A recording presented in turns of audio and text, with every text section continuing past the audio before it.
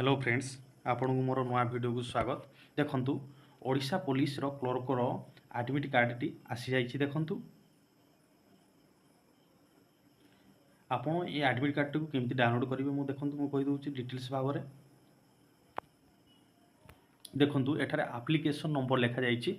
आपन एठारे निजर जो अप्लाई करिथिबे से टाइम रे थिबो आपन पाखरे एप्लिकेशन नंबर थिबो। आपन से एप्लिकेशन नंबर को एठी फिल कर दियंतु एवं आपनकर डेट ऑफ बर्थ डे एठी फिल करिवे। मंथ एठी शो करूछि आपन माने एठू सिलेक्ट करिवे एवं ईयर एठी फिल कर देबे। फिल करि देला परे मने रखंतु ए एंटर सिक्यूरिटी पिन ए सिक्यूरिटी पिन टी हला ए जो तळे दिया जाइथिबा कैप्चर कोड को आपन ठीक सठिक भाबरे एठारे फिल अप कर देबे। फिल कला परे आपण तल को पळेबे ए साइन इन पाखरे क्लिक कर नेबे आपणकर एडमिट कार्ड टी आसी जीवो। आपण को मु ए एडमिट कार्ड डाउनलोड रो लिंक टी डिस्क्रिप्शन रे दे देछि। आपण सेठू जाई मध्य डाउनलोड करि परिबे। जदि वीडियो टी भल लागिछि निश्चित भाव में लाइक करंतु और चैनल को सब्सक्राइब रखंतु एमती आगु को नोटिफिकेशन विषय जानिबा पई। Thank you.